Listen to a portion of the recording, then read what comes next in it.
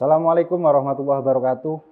Mirsa NTV yang insya Allah dimuliakan oleh Allah. Kembali lagi dalam acara Kolbun Salim bersama saya Arif Reza. Dan di depan saya sudah ada Dai Muda di Jalur Ansor Kabupaten Banyuwangi, Ustadz Ahmad. Ustadz, sehat Ustadz? Alhamdulillah sehat walafiat, tidak kurang suatu apapun. Beliau termasuk juga pengurus NU di Kecamatan Kalipuro ya Ustadz? Ya betul.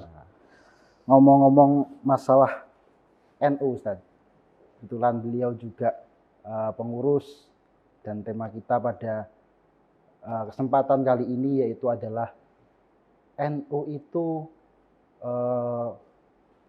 menyenangkan. Nah, itu penjabarannya seperti apa Ustaz? Ya, terima kasih. Assalamualaikum warahmatullahi wabarakatuh. Bismillah, alhamdulillah, wassalatu wassalamu ala rasulillah wa ala alihi wa sahbihi wa mawalah wa la hawla wa la quwata illa billah, amma ba'du. Pemirsa NTV yang dirahmati oleh Allah Subhanahu wa taala, sahabat Nur Arif Reza, yang alhamdulillah bisa menemani saya pada sore hari ini. Mudah-mudahan kita semua selalu diberikan keberkahan, dilimpahkan ridha oleh Allah Subhanahu wa taala. Amin. Ngomong-ngomong masalah NU. Tadi membahas tentang masalah NU itu adalah menyenangkan, membahagiakan. Memang itu indah. NU itu indah. Memang di Jawa, khususnya juga di Indonesia, juga khususnya di Jawa, itu memang NU itu sangat menyenangkan karena memang dalam segi apapun itu NU meskipun hukum ataupun keseharian itu kalau bahasa sekarangnya itu moderat. Moderat. Jadi bisa masuk ke segala kalangan. Jadi kedatangan NU itu ke Indonesia ini, khususnya di bumi Jawa, di tanah Jawa, itu memang selalu membaur dengan masyarakat. Jadi apapun yang dilakukan oleh para alim-alim kita, para ulama-ulama kita, itu tidak ada yang langsung berseberangan, tidak. Sesuai dengan dasaran yang kita anut, yaitu adalah Kanjeng Nabi Muhammad SAW, yang mana beliau dalam menyebarkan agama Islam itu tidak pernah harus selalu saklek, tidak. Jadi apapun yang dilakukan penyebaran agama di Islam di Indonesia yang kita anut di dalam NU ini itu adalah selalu mengikuti karakter masyarakat masing-masing. Jadi tidak saklek, asalkan itu tidak keluar dari syariat Allah, perintah-perintah Kanjeng Nabi Muhammad SAW. Apapun yang dilakukan itu selalu disupport. Kalaupun itu salah, kalaupun umpama itu keluar dari syariat, itu diberubah dengan secara rahmatan lil alamin, bukan secara langsung ini haram, ini dosa dan lain sebagainya. Itu kenapa kok NU itu indah. Jadi tidak ada tidak ada perseberangan langsung dari masyarakat, tidak ada. Selalu mengikuti bagaimana karepe masyarakat, bagaimana ya NU, ulama-ulama kita itu selalu mengikutinya. Mengikuti karakter masyarakat berarti contohnya itu seperti apa Ustaz? Contoh. Kalau kita mengambil contoh yang sering kita lakukan di tanah Jawa ini antaranya seumpama selamatan. Ya, itu yang sering kayak selamatan kita lakukan. Selamatan. Itu ya mohon maaf di teman-teman sebelah, saudara-saudara kita sebelah. Itu biasanya berdasarkan kalau tidak ada di dalam Al-Qur'an, kalau tidak ada hadis, di dalam hadis berarti itu adalah bid'ah. Bid'ah dolalah. Ya akhirnya masuk neraka dan lain sebagainya lah. Kalau kita sebagai orang NU, ulama-ulama NU kita, itu dalam segi hukum itu memakai pertama memang Al-Qur'an, yang kedua hadis, selanjutnya yaitu ada ijma, yang paling terakhir yaitu adalah qiyas. Dalam artian ketika ada sesuatu yang dilakukan oleh masyarakat, ketika adat masyarakat yang sudah biasa dilakukan tidak ada di dalam Al-Qur'an, seumpama seperti contoh selamatan segogolong, katakan seperti itulah. Selamatan segogolong itu di Al-Qur'an ya gak ono ning Al-Qur'an. Ning hadis juga tidak ada. Lah, Terus di ijma pun juga mungkin zaman dahulu juga belum ada, tetapi ketika dikias ada berseberangan dengan syariat inti. Contohnya sego golong itu kan kita makan nasi. Kita makan nasi. Makan nasi. Nah, makan nasi itu kan bebas. Entah itu nasinya digulung, entah itu dikasih piring, atau nasinya itu dikasih ditepak. Ya kan memang enggak ada hukum tidak boleh menggulung nasi, kan tidak ada. Nah, seperti itu ya tidak masalah. Itu tidak bertentangan dengan syariat, tidak bertentangan dengan Al-Quran, tidak bertentangan dengan hadis, tidak bertentangan. Jadi itu adatnya orang-orang Jawa, ya tetap kita lakukan, tidak masalah. Lain dengan mungkin ya saudara-saudara kita sebelah itu. Saya pernah ada teman yang kebetulan waktu itu masih ganas-ganasnya masalah hal-hal seperti itu di daerah rumah. Ada tetangga, saudara itu. Selamatan tidak boleh. Iya. Makan-makan. Nah, itu bid'ah dan lain sebagainya. Itu membangun toko. Nah, membangun toko. Lah setelah tokonya jadi, kalau ada di rumah itu kan ya supaya selamat semua, selamatan lah, syukuran. Iya, biasanya kalau budaya-budaya NU itu kalau kita habis membangun rumah atau membangun intinya syukuran lah. Ya, syukuran. Seperti itu yang mungkin. Nah, seperti itu. Itu mereka yang mungkin kadar pengetahuannya itu kurang begitu itu mengatakan itu tidak ada dalam hadis. Itu bid'ah itu, Ustaz. Tidak ada dalam Al-Qur'an. Tidak ada dalam Al-Qur'an. Itu bid'ah itu, Ustaz. Lah, kalau kita tidak, selama itu hanya kita makan. Jadi habis mendapatkan kenikmatan, bisa membangun toko dan lain sebagainya. Itu kan akhirnya kita bentuk rasa syukur kita yaitu dengan mengolah nasi, yaitu seperti sego golong itu tadi, nasinya digulung dengan daun pisang, daun pisang. Kapan cara wong using itu godong. Dibungkus godong, terus didekek, tonggo-tonggo, tetangga-tetangga itu terus dikumpulkan. Di situ pakai doa adalah. Saya kadang tanya, kalau sampean mengatakan bid'ah itu dolalah dan tidak ada zamannya Rasul dan lain sebagainya, salahnya makan sego golong apa? Salahnya kita ketentuan yang mana nasi itu tidak boleh digulung itu dari mana? Loh, tapi kan makannya itu harus di pinggir jalan, harus di toko lah. Makan itu bebas. Lah kita makan di atas genteng juga tidak masalah. Kita makan di dalam rumah juga tidak masalah. Jadi hal-hal seperti itulah kita menapa kok NU itu indah, NU itu sangat bermasyarakat, disukai oleh semua lapisan masyarakat. Itu karena pembawaan NU itu luas. Apa yang sudah ada, adat yang sudah ada di lingkungan kita, khususnya di Jawa, di Banyuwangi dan lain sebagainya, itu tetap kita lestarikan selama catatannya, selama tidak keluar dari syariat Allah, selama tidak keluar dari hukum Allah dan tidak keluar dari syariat-syariat Kanjeng Nabi Muhammad SAW. Kalaupun ada sesuatu yang memang itu keluar dari katakan maksiatan, itu pun kita cara menghentikannya itu tidak langsung semerta-merta langsung ini haram, ini dosa, tidak. Kita giring. Nah, itu dikiaskan ketika Allah Subhanahu wa taala mengharamkan khamr. Lah Rasulullah itu tidak langsung khamr itu haram, tidak. Tetapi dulu orang-orang jahiliyah itu biasanya minum itu sudah biasa. Mabuk-mabukan itu sudah biasa dan lain sebagainya. Tetapi Islam datang tidak langsung mengharamkan khamr tersebut, tidak. Pertama yang turun ayatnya yaitu adalah wala taqrabus shalah wa antum syukara. Janganlah kamu melaksanakan sholat apabila kamu sedang mabuk. Akhirnya mereka akan turun kebiasaan yang jelek tersebut, sehingga ketika Islam sudah kuat baru diharamkanlah yang namanya minum-minuman keras. Jadi datangnya NU itu rahmatan lil alamin sesuai dengan adat istiadat yang ada. Menarik pembahasan kita kali ini, Ustaz. Setelah ini kita akan kembali lagi setelah ini, pemirsa. Jangan kemana-mana setelah yang berikut ini.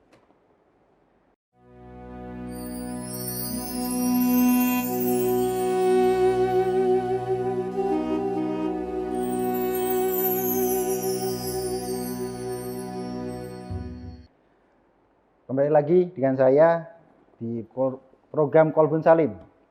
Ustadz, di segmen awal tadi saya sempat apa ya, tentang masalah bid'ah. Bid'ah itu seperti apa sih Ustaz? Nah, baik,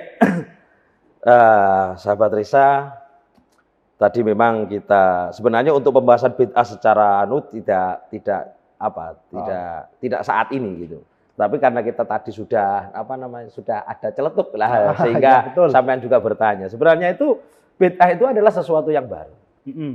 Sesuatu yang baru. Jadi artinya sesuatu yang baru. Gitu. Sesuatu yang baru yang tidak ada zamannya Kanjeng Nabi Muhammad SAW. Tapi terkadang kata-kata bid'ah itu sangat menakutkan karena yang umum bid'ah itu adalah dolalah, al bid'atu dolalah. Bid'ah itu adalah sesat itu neraka. Nah, sebenarnya kalau kita secara bahasa, bid'ah itu adalah sesuatu yang baru. Apapun yang kita lakukan itu semuanya bid'ah semua. Bid'ah anyar kabeh. Tetapi yang dimaksudkan sampai bid'ah dolalah, sampai bid'ah masuk neraka itu adalah sesuatu yang baru memperbarui sesuatu yang ada di agama. Masalah agama ini. Katakan sudah syariatnya paten seperti ini, terus kita rubah dengan seenak kita, lah itu berarti namanya bid'ah, khususnya ibadah. Kalau keseharian kita ya semuanya bid'ah. Semuanya adalah perkara yang baru. Semuanya ini sepertinya ada barang-barang baru. Iya. Lah kalau lagi zaman sekarang gitu. Zaman sekarang dulu tidak ada sepeda motor, sekarang ada sepeda motor. Hanya permasalahannya kita kalau membahas bid'ah itu juga sunnah. Jadi ada sunnah, ada bid'ah. Jadi terkadang orang itu mengatakan sunnah. Itu selalu yang dipikirkan itu adalah hal-hal yang memang berbau semua yang dilakukan oleh Kanjeng Nabi. Ya memang itu semua yang dilakukan oleh Kanjeng Nabi, entah itu kelakuan, entah itu pakaian, cara makan, semuanya itu sunnah bagi kita. Tetapi ketika sudah di zaman modern seperti saat ini, kita ambil contoh, umpama Rasulullah itu kalau makan itu pakai driji 3. Apa? Driji apa bahasa Indonesia? Ya driji 3 iki, Mas. Jari-jari. Ya, jari-jari 3. Jari-jari 3. Driji 3. Nah, apakah kita karena kita menganut Rasulullah berarti kita sunnahnya harus driji 3? Lah, tergantung. Di dalam keterangan hadis yang mana Rasulullah itu makan pakai jari 3 jari. Itu secara lafdhiyah memang sunnah kita memang 3 jari secara lafdhiyah, tapi permasalahannya secara maknawi itu kalau kita kaji itu lebih dalam lagi. Tidak hanya kita bisa membahas tentang masalah fisiknya hanya 3, tetapi secara maknawi itu juga ada faktor kesopanan. Kenapa kok saya mengatakan ada faktor kesopanan? Karena yang dimakan Rasulullah waktu itu adalah kurma. Bayangkan kalau kurma kita pakai driji 5 apa jenenge? 5 jari seumpama. Lah iku kan cara wong Osing iku kerahang. Lah jadi driji 3 ini tidak harus kita berpatokan hanya secara lafzi saja, tidak. Tetap bagaimanapun pakai jari 3 itu sunnah. Tetapi secara maknawi pakai sendok pun bisa dikategorikan sunnah. Kenapa? Karena di situ ada kesopanan. Kita ngambil kurma 3 kan pakai driji 3. Berarti kan ada kesopanan. Berarti ada makna kesopanan. Ada makna. Jadi lafaz hadis ataupun Al-Qur'an itu tidak bisa kita maknai secara bahasa engke itu letterlek. Dan sunnahnya itu mungkin di situ Ustaz. Sopannya itu. Ya, di antaranya seperti itu. Jadi seumpama kita tidak mampu mangan soto seumpama, ya enggak mungkin toh kita 3 jari. 3 jari. Ya ucul kabeh. Lah berarti kita pakai sendok tapi ya dengan penuh kesopanan. Lah itu yang kita ambil. Jadi tidak tidak setat harus Kanjeng Nabi itu makan driji 3 berarti sunnahnya driji 3. Kalau enggak pakai jari 3 enggak sunnah. Enggak bisa seperti itu. Makanya NU ini bisa diterima dengan dengan mudah, dengan indah di kalangan-kalangan khususnya kita yang ada di Banyuwangi, di Jawa. Itu memang karena para ulama-ulama kita membawa itu dengan sesuai situasi yang ada. Seperti ini Ustaz. Gimana? Mengenai yang tadi, yang bid'ah. Maksudnya barang yang baru seperti itu Ustaz. Ya. Di kalangan kita, di warga Banyuwangi itu ada adatnya itu yang biasanya kalau Maulid Nabi itu pakai telur itu Ustaz. itu di kalangan sebelah, kalangan yang sebelah. Itu katanya ada bid'ah dolalah gitu. Kayak muludan gitu lah, muludan lah. Arak-arakan, lah. Tadi kan saya sudah ngomong. Ada su'amrin. Jadi bid'ah itu yang dimaksudkan bid'ah dolalah, yaitu adalah memperbarui, nganyar-nganyari masalah agama. Jadi selama itu tidak bertentangan dengan hukum Allah, selama itu tidak bertentangan dengan syariat Kanjeng Nabi, kita lakukan, tidak bertentangan, tidak masalah. Seperti arak-arakan endok, terbiangan, itu bid'ah zaman Kanjeng Nabi gak ono. Yo jelas gak ono toh. Lah becak yo gak ono zaman Kanjeng Nabi gak ono. Lah jadi itu bukti rasa cinta kita kepada Kanjeng Nabi, bukti rasa mahabbah kita kepada Rasulullah, bersyukur kita karena diutus Kanjeng Nabi. Jadi ndak usah kari ribet. Wong Islam ku gak usah kari ribet. Khususnya wong NU ku enakan terus wis. Jadi koyo arak-arakan, ya sudah masalah. Selamatan, enggak masalah. Enak, makan terus tadi. Makan terus, jangan meninggal dunia ya tetap mangan. Jadi NU itu sangat indah sekali. Indahnya itu diantaranya sesuai dengan kultur masyarakat yang ada. Jadi tidak terlalu kita harus ini begini dosa, begini haram. Sorok. Jadi semua yang kita lakukan kalau kita mau kenceng-kencengan, ini enggak bisa. Enggak bisa. Kita harus seperti ini, harus dalam Al-Qur'an, dalam hadis. Kadang kita membaca Al-Qur'an kita ini enggak paham. Enggak paham maksud yang terkandungnya, enggak paham. Kita hafal hadis kadang kita juga enggak paham intisari hadis itu bagaimana.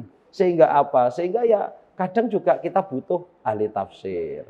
Kadang juga kita butuh guru lah, butuh guru. Jadi kadang kita tidak bisa memahami tafsir, kita tanya kepada guru kita bagaimana ini dan lain sebagainya. Lah kita ini tidak bisa meninggalkan orang-orang sepuh lah, guru-guru kita khususnya. Jadi kita sebagai orang awam itu tidak usah kita mengatakan dasarnya Al-Qur'an ini, hadisnya seperti inilah. Di teman-teman nih kadang juga iso. Mana dalilnya? Dituki dalil kadang ya enggak paham. Wis enake apa? Iki jare sapa? Jare Mbah Guru biyen. Iku wis top sudah. Jawaban paling enak seperti itu. Lah iya, karena memang kita sebagai orang awam itu kita wajib mengikuti guru-guru atau mujtahid yang sudah ditentukan oleh syariat Islam ini. Jadi tidak bisa kita berdiri sendiri, itu tidak bisa. Manut guru. Paling enak itu manut guru. Manut guru itu paling enak. Sehingga kita di NU itu ya. Tapi ya gurunya harus jelas. Wah ya jelas. Tidak bisa kita abal-abal moro-moro guru ya gak iso. Ya memang gurunya itu memang sudah jelas keilmuannya. Di sini juga ada dalilnya kok. Jadi wajib bagi seseorang itu memiliki guru atau memiliki panutan. Sebab kalau kita hanya mengatakan kita ini adalah bermadhab Syafi'i, kita bermadhab Hambali, Hanafi dan lain sebagainya, kita tidak akan kuat kok. Tidak akan kuat. Kita kekeh dengan satu madhab.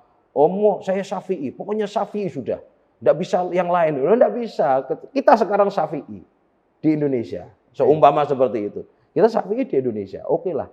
Wudu kita seperti Syafi'i. Ketika kena mahram, orang perempuan wudhu lagi kan seperti itu. Coba kita ke Mekah. Ketika sampai haji ataupun umroh. Kalau kita mau ikuti ini, yuk nggak selesai nanti. Nggak selesai. Makanya kita itu di sini juga di kitabnya Mbah Hasyim Asy'ari ini diterangkan wala yajibu iltizamu madhabin wahidin. Kalau tidak salah seperti itu. Jadi tidak wajib bagi seseorang itu hanya mengikuti satu madhab. Jadi ada waktu-waktu tertentu kita juga bisa menyesuaikan. Lah contoh, kalau kita kekeh dengan madhab kita, madhab Syafi'i seumpama. Lah madhab Syafi'i, perempuan itu kalau sholat, auratnya, ini bahasa auratnya itu kalau dalam sholat itu wajah dan kedua telapak tangan. Apanya ini? Telapak tangan ini. Tetapi kalau keluar dari rumah, perempuan ketemu dengan orang lain, maksudnya orang laki-laki yang lain, itu kalau Syafi'iyah itu harus moto-moto netok, pakai cadaran. Lah sedangkan kita sholatnya pakai Syafi'i, tapi kenyataannya ketika keluar kita juga tidak pakai Syafi'i. Pembahasan kita yang semakin lain. menarik ini, Ustaz. Iya. Cuma kita akan kembali lagi setelah yang satu ini, Ustaz ya. Ya, siap.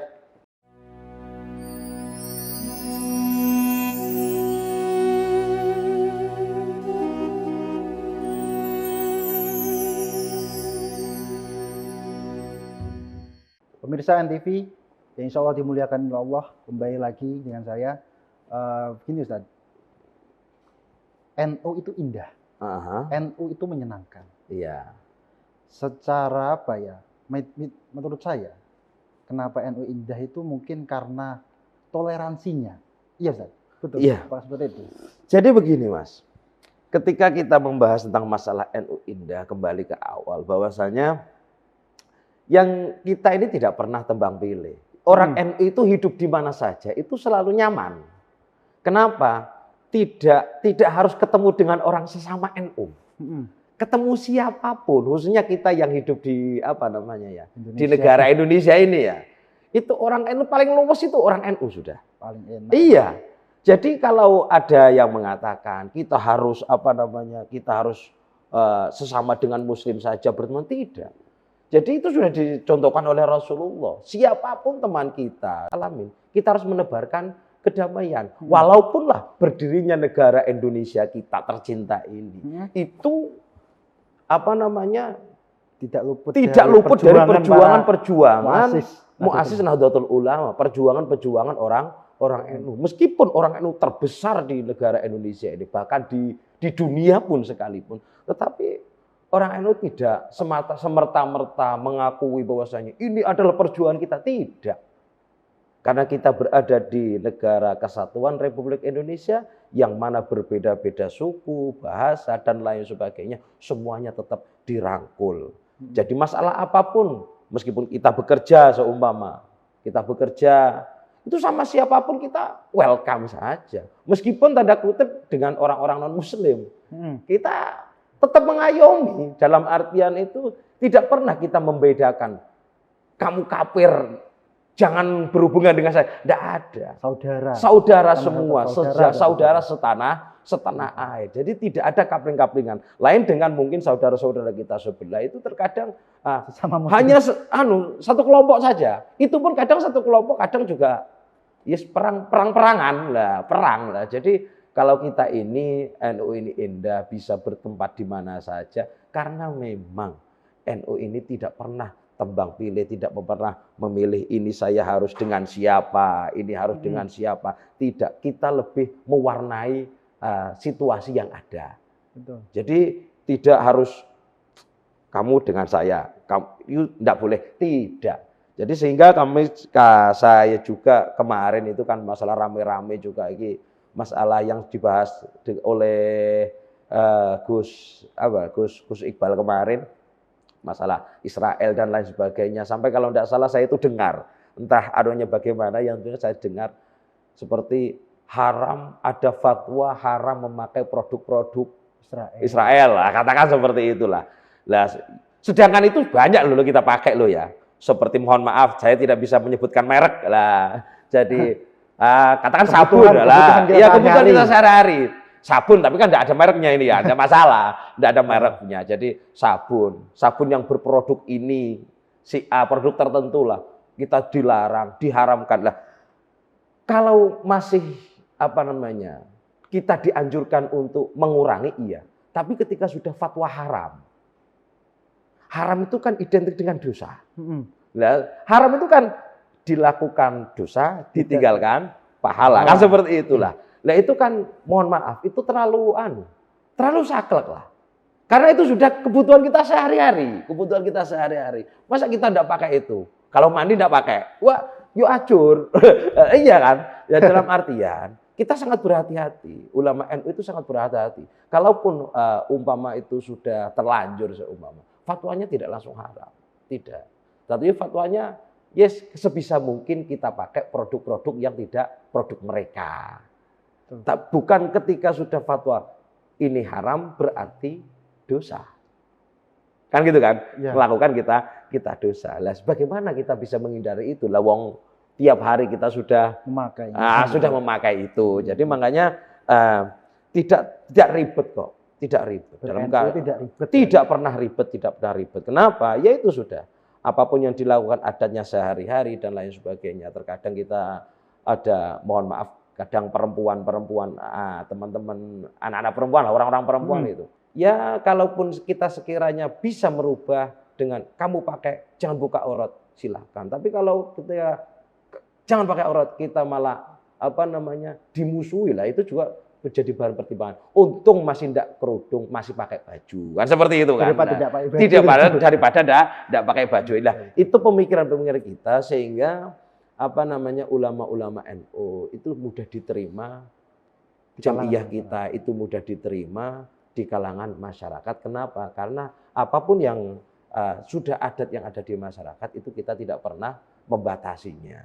Kalaupun itu salah, ya itu nanti kita perbaiki dengan sedikit demi sedikit, tidak halo saklek ini dosa, ini haram dan lain sebagainya. Masalah NU, NU itu indah kalau untuk di kalangan anak muda seperti saya ini. Nah, iya. Lah makanya penerapannya itu seperti apa? Sebenarnya kadang itu kan teman-teman anak-anak muda itu kan beranggapan bahwasanya NU itu harus ngaji, kumpul-kumpul ngaji kitab, tausiah dan lain sebagainya. Sebenarnya kita punya wadah kok, punya wadah seperti yang sampean pakai itu kan Ansor. Ansor itu khusus NU yang yang bergairah muda. Asal ngomong seperti itu. Jadi tidak hanya harus kudu zikiran, kumpul-kumpul, enggak. Ansor kita ya seperti saya contohkan sekarang. Ini tadi ya sebenarnya enggak matching ini. Kalau dipikir-pikir enggak matching ini. Kalau dai-dai zaman dulu itu pakai sandal. Beda. Sarungan apa. Ya mohon maaf, saya ini ya gini, karena saya juga di Ansor kan. Jadi saya di Ansor juga, ya pengurus NU juga di Ansor. Lah, memang saya bedakan kalau di teman-teman yang gus-gus yang itu pakaiannya ya pakaian ustadz dan lain sebagainya yang menyelesaikan. Kalau saya ya seperti ini. Ini sebagai pesan bagi saya sebenarnya. Saya niatkan ini pesan bahwasanya kita di NU tidak harus selalu sebenarnya sarungan, tidak. Selalu ngaji saja tidak, tetapi apalagi kita mau ke Ansor, ya seperti ini sudah. Ini sebenarnya tidak matching sebenarnya, ya baju, tidak pakai baju, pakai kaos, kaosnya Ansor malah ini. Lah karena saya ini posisinya sekarang ini sebagai ustadz, lah sarungan tapi sepatuan. Lah ini tren baru bagi saya ini, karena saya sebenarnya itu ya sarungan, tapi karena sekarang ini trennya yang menjadi hostnya ini adalah Ansor lah, anak muda ya, saya juga sidik-sidik ya melo-melo rada enom. Nah, jadi sebenarnya seperti inilah. Jadi masalah ngaji istiqomah itu memang garapannya kita yang ada di NU, tetapi untuk muda seperti ngamen, terus game-game kemarin Mobile Legend biasanya lah. Itu enggak masalah. Karena ya bagaimana teman-teman ini ya bahagia, senang lah. Jadi untuk kaum muda nggak usah khawatir, teman-teman kaula muda, nggak usah khawatir. Ayo ikut di NU, lewat apa? Lewat Ansor. Berarti NU itu menyenangkan di semua kalangan. Di semua kalangan. Di Ansornya menyenangkan. Iya lah. Jangankan pelajar pun sebenarnya teman-teman yang masih pelajar itu ada IPNU dan IPPNU. Itu juga sesuai dengan umurnya lah, sesuai dengan karakternya masing-masing. Sehingga kalau tidak salah Al-Mukarram Yemaki itu ketua PC kita, itu untuk Ansor saya harapkan memakai sarung. Lah sampai seperti itu lah. Makanya saya tidak pakai sarung. Lah, karena memang pasar kita itu pasar anak muda supaya menyenangkan. Jadi seperti kita ini bangga dengan seragam kita, Ansor juga bisa. Bahkan ada salah satu di PAC Ansor di daerah Banyuwangi ini ya, tidak saya sebutkan. Itu jelas itu sudah. Dia punya kantor sendiri, rumah lantai 2. Mereka beli. Kok bisa? Anak Ansor itu beli. Lah saya tanya, lah kenapa kok bisa beli rumah seperti ini? Jadi kantor PAC Ansor. Bukan kantor MWC. Kalau MWC jelas sudah. Ini Ansor, kantor PAC. kok bisa beli rumah segini di tengah kota? Harganya sudah berapa? Gus, itu dulu ketika musim-musim turnamen sepak bola, kita yang mengadakan. Bayangkan, Ansor, Ansor menjadi panitia tim sepak bola. Ya, alhamdulillah mereka semua bisa batine, labanya, untungnya itu untuk beli kantor PAC di daerah tersebut, daerah dekat-dekat sini saja. Lah makanya mereka melakukan semua itu dengan cara yang menyenangkan. Cara yang menyenangkan. Jadi dari semua kalangan, mulai mulai pemuda, mulai pelajar sebenarnya, mulai pelajar, kita merangkul dengan wadah tersendiri sesuai dengan umur mereka, sesuai dengan kebiasaan mereka, yaitu IPNU dan IPPNU. Terus ketika sudah kuliah setelah di SMA ke Ansor. Ke Ansor dengan modelnya anak-anak muda zaman sekarang. Jadi tidak hanya di NU itu kudu ngaji tok, kudu istighosahan tok. Bukan waktunya kita. Enggak, yang muda tetap bergerak. Kenapa? Karena kita sudah di NU itu sudah ada wadah-wadah tersendiri sesuai dengan kapasitas mereka masing-masing. Menarik, Gus. Di semua kalangan NU itu menyenangkan. Ya. Di Ansor, di IPNU, IPPNU, di NU-nya sendiri juga menyenangkan. Karena waktunya ini, Gus. Setelah ini kita akan kembali lagi, kita bahas sangat menarik ini, Gus. Masalah Ansor, masalah NU di kalangan anak muda. Setelah ini, Gus, jangan kemana-mana, pemirsa. Tetap di NTV.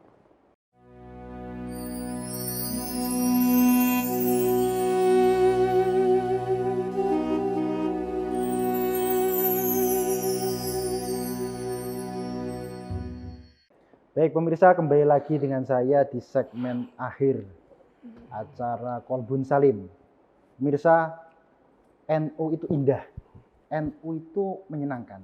Mungkin menurut saya, Gus, NU itu fleksibel. Fleksibel itu semuanya itu kita kenal. Iya. Gimana, Gus? Iya. Jadi memang NU itu fleksibel seperti yang saya paparkan tadi bahwasanya kita bisa masuk ke siapa saja. Dan NU itu tidak terikat dengan satu produk dalam artian satu fashion. Nah, katakan fashion lah, kita sekarang fashion lah. Kita membahas tentang fashion. Jadi kalau mungkin saudara-saudara kita sebelah itu biasanya itu fashionnya sudah ditentukan.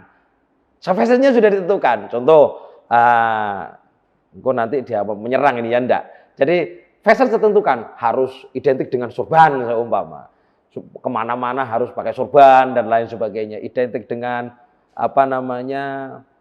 celana yang berbagai macam bentuk atau pakaian yang harus seperti ini. Kalau kita di mana saja sudah, pakaian apapun.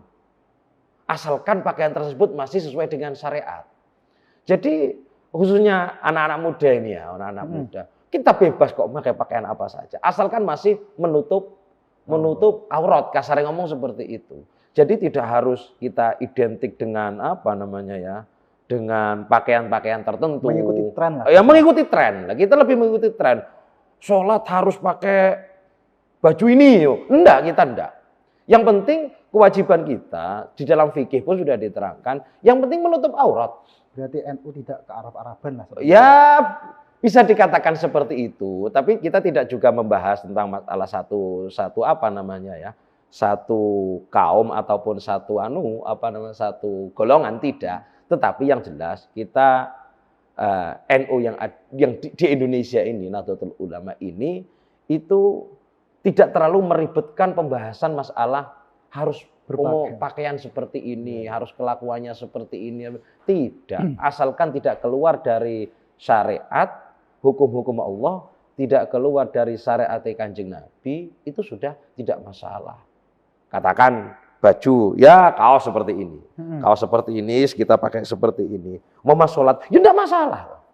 Yang penting bersih. Yang penting bersih, suci. Atau kita pakai sepatu. Wah, mau sarungan sepatuan. Saya buktikan sekarang saya sarungan, saya sepatuan. Lah, sepatu itu kan kaulah muda. Kudu ngoyong ini enggak. Kita tidak terpaut dengan satu identitas, tidak. Tetapi kalau membahas masalah akidah jangan macam-macam. Kita nomor satu akidah. Kita akidah nomor satu, apapun masalah hukum-hukum, wah kita sudah gudangnya seperti itu. Tapi untuk fashion, untuk apa? Pokoknya intinya menyenangkan sudah. Di segala kalangan.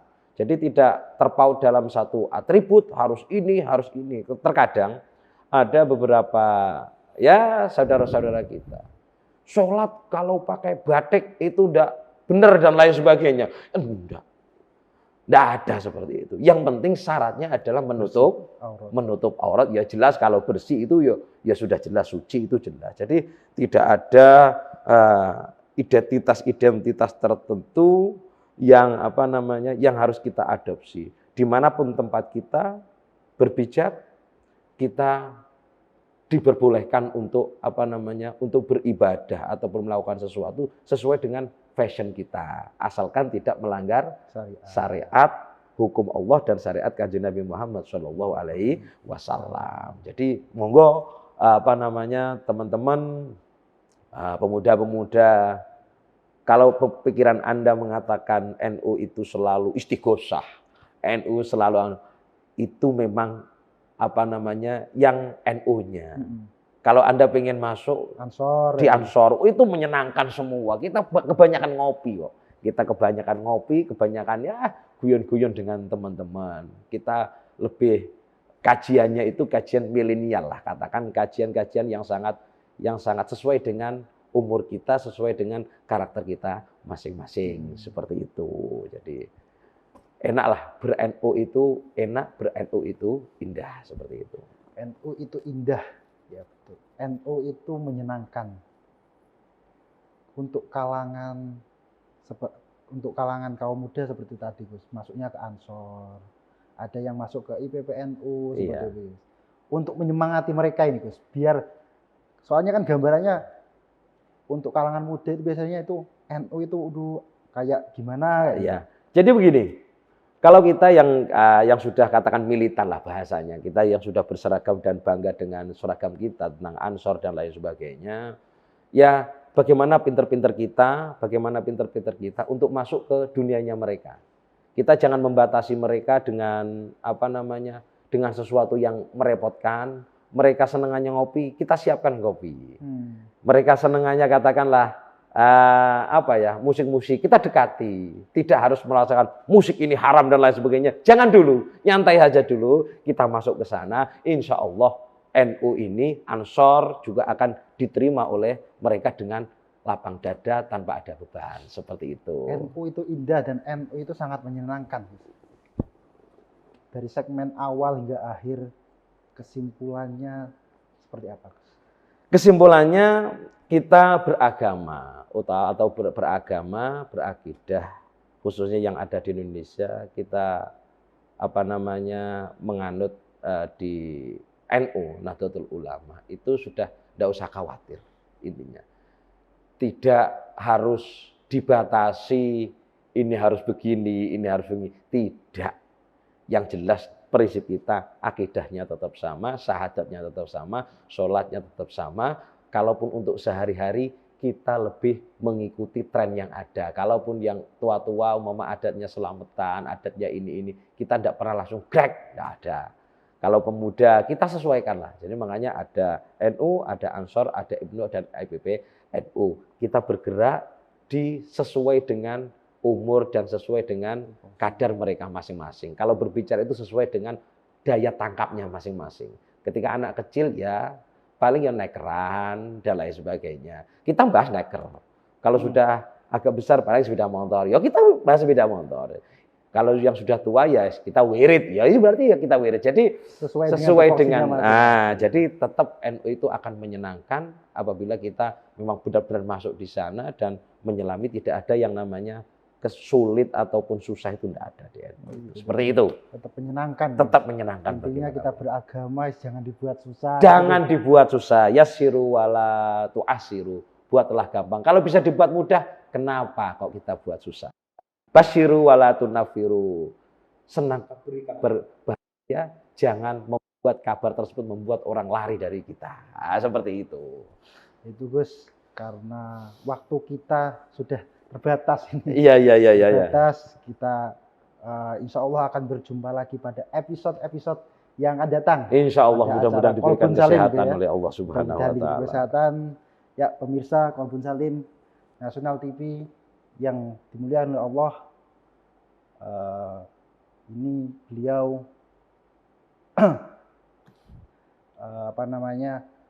kita akan berjumpa lagi nanti pada episode-episode berikutnya. Demikian dari saya. Terima kasih pemirsa Nasional TV yang dirahmati Allah. Sekian dari saya. Wallahul muwaffiq ila aqwamit thoriq. Assalamualaikum warahmatullahi wabarakatuh. Waalaikumsalam warahmatullahi wabarakatuh.